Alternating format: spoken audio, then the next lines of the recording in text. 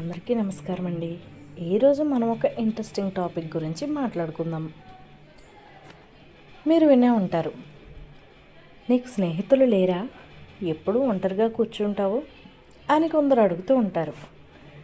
వారి దృష్టిలో అదొక లోపం కావచ్చు, కానీ నిజంగా అది లోపమా లేక అది మీలో ఉన్న బలమా? ఈ వీడియోలో తెలుసుకుందాం. వీడియోలోకి వెళ్ళబోయే ముందుగా మన ఛానల్ని సబ్స్క్రైబ్ చేసుకోండి. నిజానికి అది మీ బలమనే చెప్పాలి. ఆ బలాన్ని సూచించే కొన్ని విషయాలు ఇప్పుడు మాట్లాడుకుందాం. నిజానికి మీకు స్నేహితులు లేరు లేదా తక్కువ మంది స్నేహితులు అంటే అది మీలో లోపం కాదు. ఫేక్ ఫ్రెండ్షిప్స్ని మీరు ఇష్టపడట్లేదు అని అర్థం. స్నేహాన్ని నటించటం మీకు నచ్చదు అని అర్థం. కాబట్టి ఎక్కువ మంది స్నేహితులు లేకపోయినా పర్వాలేదు, కానీ నిజాయితీగా ఉండే ఒక్కరిద్దరే చాలు అని మీరు అనుకుంటున్నారు.